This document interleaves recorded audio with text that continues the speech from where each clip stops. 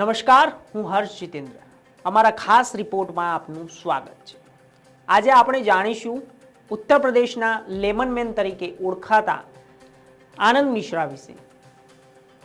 ઉત્તર પ્રદેશના લેમનમેન તરીકે પ્રખ્યાત આનંદ મિશ્રાએ ખેતીના ક્ષેત્રમાં અનોખું અને પ્રેરણાદાયી કામ કર્યું છે. આદિ જૈવિક ખેતી દ્વારા આનંદ મિશ્રા લેમન અને અન્ય ફળોના ઉત્પાદન એક નવા સ્તરે લઈ ગયા છે. તેમની આ સફર પોતાની જાતીય જીદ અને કુદરતી ખેતી પદ્ધતિના ઉપયોગથી શરૂ થઈ હતી. પ્રથમ તબક્કામાં ઘણી મુશ્કેલીઓનો સામનો કરવો પડ્યો હતો, પરંતુ તેમની મહેનત અને ટેકનોલોજીનો ઉપયોગ તેમને સફળતા તરફ લઈ ગયા. આનંદ મિશ્રાએ પોતાના પ્રોજેક્ટ નાના સ્તરથી શરૂઆત કર્યો હતો, પરંતુ આજે તેઓ 1000 ખેડૂતોને પ્રેરણા આપી રહ્યા છે. તેઓએ તેમના ખેતરોમાં માત્ર લેમન નહીં પરંતુ વિવિધ બાયોડાયવર્સિટી ધરાવતા વનસ્પતિઓ પણ ઉગાડી છે.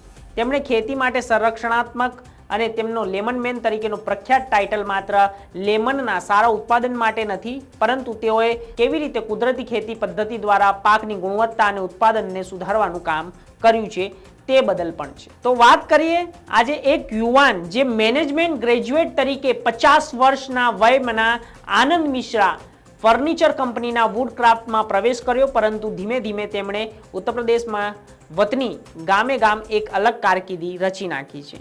વાત કરીએ એક સામાન્ય ખેડૂત તરીકે તેમની કૃષિ પ્રવૃત્તિઓ શરૂ કરીને આનંદ મિશ્રાએ બગાયત તરફ વળી ગયા અને લીંબુ ઉગાડવાની ફેન્સી લીધી અને તેમની કારકિર્દીમાં એક મોટો વળાંક ચિહ્નિત કર્યો. એટલા માટે કે માત્ર થોડા જ વર્ષોમાં તેમણે ઉત્તર પ્રદેશના લેમનમેન તરીકે ઓળખ પણ મેળવી લીધી.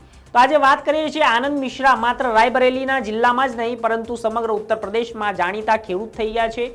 વાત કરવામાં આવે તો તે લીંબુ ઉગાડે છે. તો આ પ્રતિષ્ઠિત ચૌધરી ચરણસિંહ કિસાન સન્માન માટે પણ તેમને સર્વોચ્ચ સન્માન. આજે વાત કરીએ છીએ આપણે આનંદ મિશ્રા માત્ર રાયબરેલી જિલ્લામાં જ નહીં પરંતુ સમગ્ર ઉત્તર પ્રદેશમાં જાણીતા ખેડૂત છે, જ્યાં તે કાંચનવન ગામમાં લીંબુ ઉગાડે છે. પ્રતિષ્ઠિત ચૌધરી ચરણસિંહ કિસાન સન્માન તેમના માટે સર્વોચ્ચ સન્માન સાથે દૂર દૂરથી પુરસ્કારો આવવા લાગ્યા. તેને લીલી આંગળીઓના કારણે તે ટૂંક સમયમાં મીડિયા સેલિબ્રિટી પણ બની ગયા. તો મિશ્રાએ કૃષિ જાગરણ સાથે વાતચીત કરતા જણાવ્યું કે તેમની કારકિર્દી વિશે શું બદલાવ આવ્યો, તેમની સફળતા પાછળનું રહસ્ય અને ભવિષ્યની યોજનાઓ શું હતી તેમને જણાવી. શરૂઆતમાં તેમણે ઘઉં ચોખા ઉગાડ્યા, પરંતુ તેઓ તેનાથી પણ આકર્ષાયા નહીં તેના માટે તેમણે એક લીંબુની ખેતી ચાલુ કરી. તો બીજા જ દિવસે તેમણે જિલ્લાના કૃષિ કાર્યાલયના અધિકારીઓને મળ્યા અને લીંબુની ખેતીનો તેમને વિચાર કર્યો. લીંબુનો સામાન્ય જાતોનો સાથે પ્રયોગ કર્યા પછી આનંદ મિશ્રાએ તેમની ઉપજ વધારવા માટે એક રસદાર થાઈ જાત અપનાવી. 30 થી 50 ગ્રામ વજનવાળા નિયમિત લીંબુની સરખામણીઓમાં તે ચોક્કસ જાત મોટા અને લાંબા લીંબુ આપે છે અને તેનું વજન 100 ગ્રામ જેટલું પણ હોય છે. પરિણામે ઉત્પાદનમાં 20 ગણો વધારો થયો. તે કહે છે કે ગયા વર્ષે તેઓ 400 ક્રેટ એટલે કે 1000 ટન તેમને લીંબુ વેચ્યા. સ્થાનિક બજારોમાં 40 થી 70 રૂપિયા કિલો વેચાતા હતા.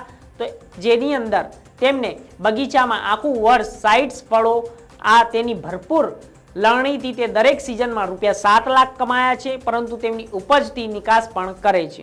તો તેમના સાહસ અને રોજગારી પણ તેમને પેદા કરી અને તેમને લીંબુની ખેતી કરવાનો વિચાર આવ્યો. તો તેના પર મિશ્રા કહે છે કે તેમણે આંધ્રપ્રદેશ, ગુજરાત, કર્ણાટક, મધ્યપ્રદેશ અને મહારાષ્ટ્રના ખેડૂતો પાસેથી આ પ્રેરણા લીધી, જ્યાં રોજીરોટી કમાવા માટે લીંબુ ઉગાડવામાં આવતું હતું.